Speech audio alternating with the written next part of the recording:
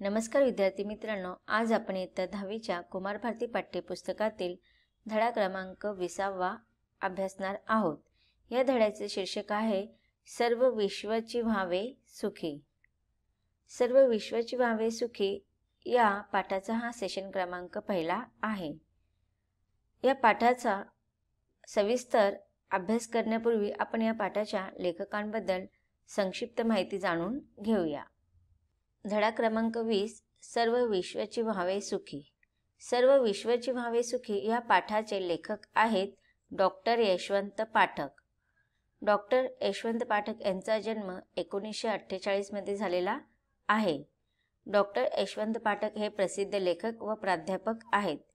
मराठी संत साहित्य आणि लोकजीवन, लोककला व लोकसंस्कृती या गोष्टींशी असलेल्या आंतरिक जिव्हाळ्यातून डॉक्टर पाठक यांचे सर्व लेखन निर्माण झालेले आहे। नाचू कीर्तनाचे रंगी, ब्रह्मागिरीची सावली, मातीचं देणं हे ललित लेख संग्रह, नक्षत्रांची नाती हे व्यक्तिचित्र, स्पंदने श्री समर्थांचे, तुकारामांचे अभंग, निरंजनांचे माहेर हे समीक्षात्मक पुस्तके लेखकांनी लिहिलेली आहेत। आभाळाचे अनुष्ठान हा कथासंग्रह इत्यादी पुस्तके लेखकांची प्रसिद्ध आहेत। पुणे विद्यापीठाच्या ज्ञानेश्वर अध्यासनाचे प्रमुख म्हणून त्यांनी काम केलेले आहे। तर अशा रीतीने डॉक्टर यशवंत पाठक हे संत साहित्याचे गाढे अभ्यासक म्हणून प्रसिद्ध आहेत। त्याचप्रमाणे ते प्राध्यापक म्हणून सुद्धा कार्यरत होते। कथा, ललित लेखन, आध्यात्मिक लेखन, व्यक्तिचित्र असे विविध प्रकारचे लेखन डॉक्टर पाठक यांनी केलेले आहे। प्रस्तुत पाठामध्ये लेखकांनी सर्व संतांच्या उपदेशांमधील समान सूत्र शोधून मांडण्याचा प्रयत्न केलेला आहे। कोणतेही संत परमेश्वराकडे मागणी करताना स्वतःसाठी काहीही मागत नाहीत। हे संत परमेश्वराकडे अखिल मानवतेच्या किंवा मानव जातीच्या कल्याणाची मागणी करतात। म्हणूनच आजचं ह्या पाठाचं आपलं शीर्षक आहे सर्व विश्वाची व्हावे सुखी। म्हणजे संत ईश्वराकडे मागत असताना स्वतःसाठी काही न मागता पूर्ण मानव कल्याणासाठी पूर्ण विश्वाची सुखी होण्याची प्रार्थना ते ईश्वराकडे मागतात। हा झाला लेखकाचा परिचय। आता आपण ह्या पाठासंदर्भात पाठातील आशय समजून घेऊया। हे विश्वाची माझे घर या संत ज्ञानेश्वरांच्या वचनाचा प्रत्यय आज तंत्रयुगात आपण घेत आहोत। दळणवळण, संपर्काच्या आधुनिक साधनांची, वैश्विक खेड्यांची संकल्पना प्रत्यक्षात आणली आहे। गाव ते जग या स्तरावर माणूस माणसाला भेटतो। तो जवळ यावा, जोडला जावा। एक एक माणूस जोडला म्हणजे माणसे मनाने जवळ आली की अवघी मानवता सुखी होईल। संतांच्या या वाङ्मयातील हाच विचार अतिशय परिणामकारकरित्या प्रस्तुत पाठामध्ये लेखकांनी मांडलेला आहे।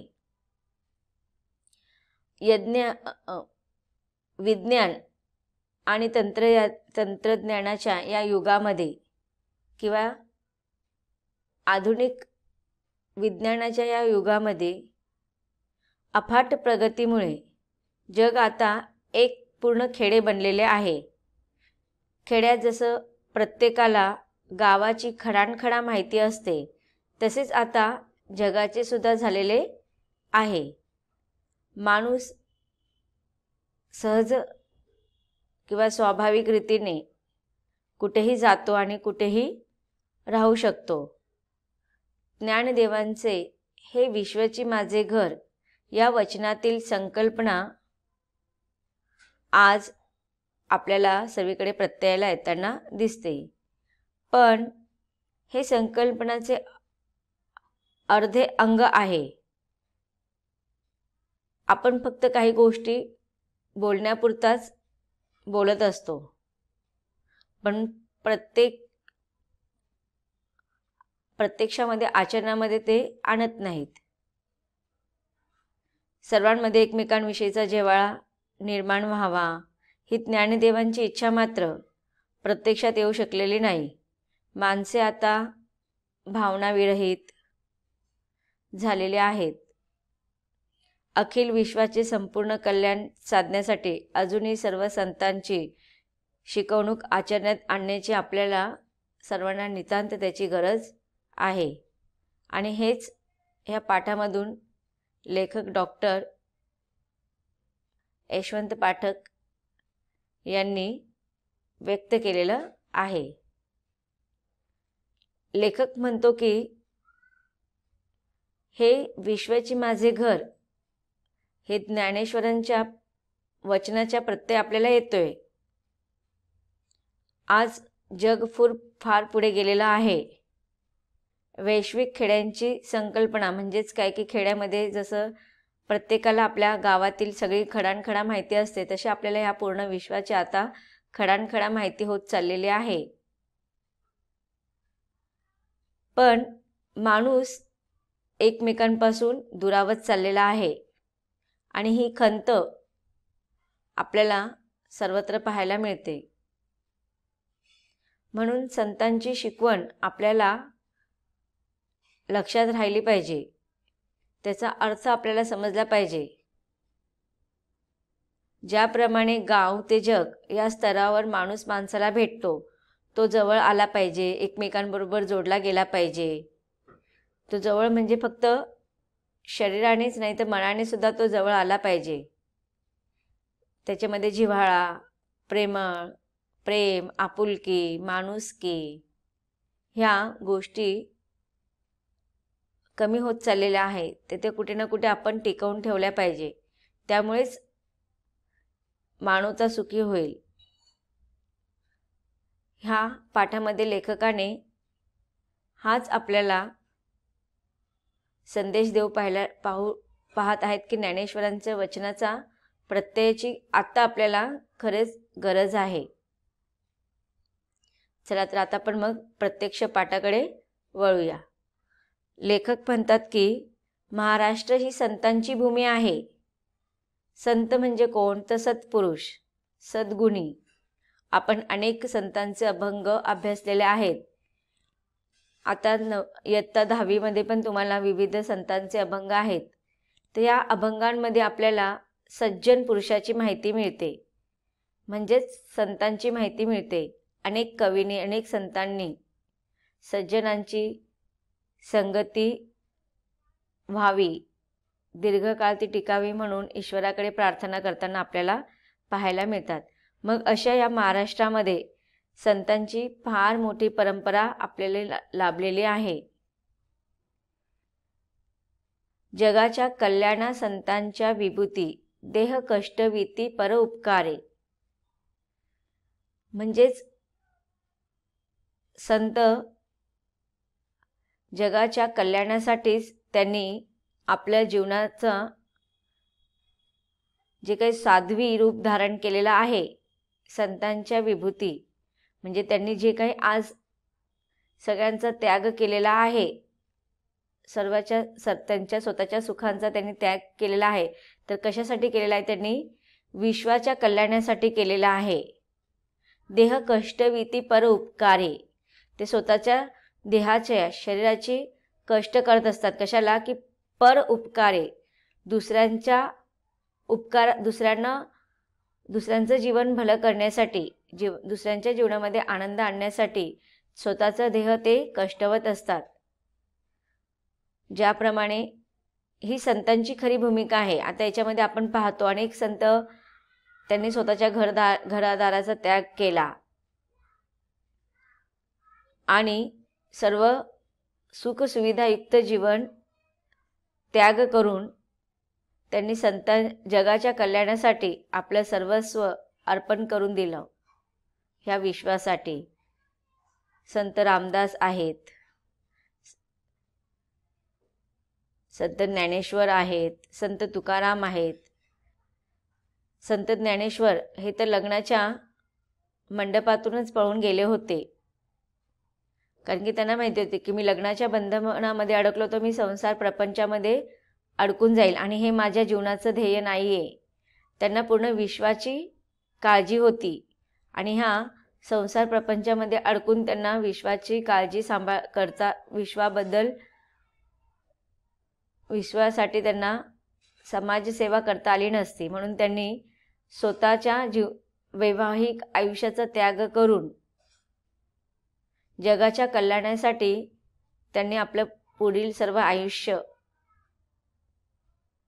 पूर्ण देह त्यांचा दुसऱ्यांच्या उपकारासाठी कष्ट स्वतः त्यांनी घेतले.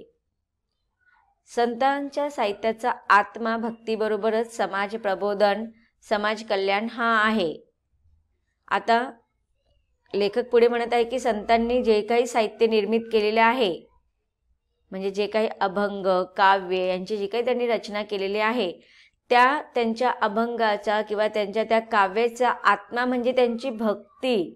ईश्वराबद्दल त्यांच्या मनामध्ये जी काही भक्ती आहे, त्या भक्तीबरोबरच त्यांना समाज प्रबोधन, समाज कल्याण करणे हा त्यांचा जीवनाचा उद्देश आहे. संत परमेश्वराकडे स्वतःसाठी काहीच मागत नाही, परंतु बुडता हे जन न देखवे डोळा, येतो कळवळा म्हणवणी, की स्वतःच्यासाठी ते परमार्थाकडे काहीच मागत नाही, पण स्वतःच्या डोळ्यांनी ते दुसऱ्यांच्या दुःखाला ते पाहू शकत नाही. यासाठी श्री चक्रधर स्वामी, संत ज्ञानेश्वर, संत नामदेव, संत तुकाराम, वारकरी संप्रदायातील सर्व संत, संत कबीर, गुरु नानक, संत महात्मा बसेश्वर अशा सर्व संतांनी आपल्या साहित्यातून विश्व कल्याणासाठी परमेश्वराकडे, गुरुकडे साकडे घातलेले आहेत. म्हणजेच या सर्व संतांनी आपल्या ईश्वराकडे बघा, त्यांनी पूर्ण जीवनभर ईश्वराचं तपश्चर्या केली, ईश्वराचे आराध्य देवतेची उपासना केली. पण ह्या उपासनेचं फळ म्हणून त्यांनी कधीच ईश्वराकडे किंवा त्यांच्या गुरुकडे स्वतःसाठी काही मागितलं नाही. तर त्यांनी पूर्ण ह्या विश्वाच्या कल्याणासाठी साकडे घातले. साकडे घालणे म्हणजेच प्रार्थना करणे, विनवणी करणे. लेखक म्हणतात की तंत्रज्ञानामुळे आज माणूस जवळ आलेला आहे, परंतु माणसांमधील दुरावा मात्र वाढत चाललेला आहे. माणूस विश्वव्यापक व्हावा यासाठी संतांनी आपले आयुष्य झिजवले, पण माणूस मात्र संकुचित राहिले. त्याची विचारसरणी त्याने कधी विकसित केलीच नाही. माणूस जरी आज जवळ आलेला आहे, तरी तो फक्त स्वतःपुरताच मर्यादित राहिलेला आहे. सकाळी उठल्यावरती किंवा घरातून बाहेर पडताना माणूस देवाच्या पाया पडतो आणि आपला दिवस चांगला जावा, कोणत्याही प्रकारची समस्या येऊ नये, कोणत्याही प्रकारची अडचण येऊ नये अशी तो देवाला प्रार्थना करतो.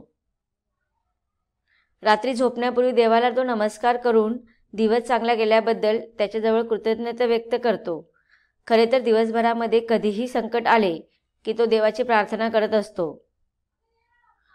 नीट पाहिल्यावर आपल्या लक्षात येते की प्रत्येक माणूस हा फक्त स्वतःसाठी, स्वतःच्या कुटुंबासाठी किंवा मग स्वतःच्या नातेवाईकांसाठी, स्वतःच्या मित्रमंडळींसाठीच देवाकडे प्रार्थना करत असतो, देवाची विनवणी करत असतो, देवाकडे साकडे घालत असतो. म्हणजेच तो आजचा मनुष्य खूपच मर्यादित, वैयक्तिक व स्वार्थी झालेला आहे. म्हणून तो फक्त स्वार्थरूपाने प्रार्थना करत असतो. कारण सामान्य माणसे स्वतःच्या पलीकडे दुसरं काही पाहू शकत नाही. हाच सर्वसामान्य माणसांमध्ये आणि संतांमध्ये फरक आहे.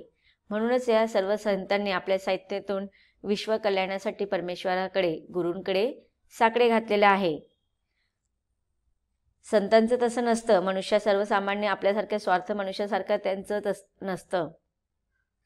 ते स्वतःसाठी काहीच मागत नाहीत. ते सर्व प्राणीमात्रांबद्दल कळवळा त्यांच्या मनामध्ये वाटत असतो. त्यांच्या मनात आप परभाव नसतो. सर्वांना ते समानतेने बघत असतात. सर्व माणसं त्यांच्यासाठी समानच वाटत असतात, सारखीच प्रिय वाटतात.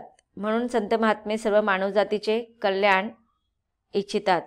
म्हणूनच जो जे वांछील तो ते लाहो असे संत नामदेव म्हणतात. अनेक संतांनी फक्त आणि फक्त आपलं जीवन विश्व कल्याणासाठीच अर्पण केलेलं आहे. अशा या संतांच्या महात्म्याची थोरवी कितीही गायली तरी ती कमीच आहे. तर विद्यार्थी मित्रांनो, पाठाच्या या भागामध्ये आत्तापर्यंत आपण संतांच्या विश्वकल्याणाच्या भावनाबद्दल जाणून घेतलेला आहे की सर्व संतांच्या प्रार्थनेमध्ये सामायिक सूत्रता आपल्याला पाहायला मिळते आणि सर्व संतांनी विश्वाच्या कल्याणाचीच प्रार्थना त्यांच्या गुरूंकडे किंवा त्यांच्या ईश्वराकडे केलेली आहे. पाठाच्या पुढील भागामध्ये आपण लेखकाद्वारे संतांची ही विश्वकल्याणाची भावना अजून समजून घेणार आहोत. भेटूया आपण पाठाच्या पुढील भागामध्ये. धन्यवाद.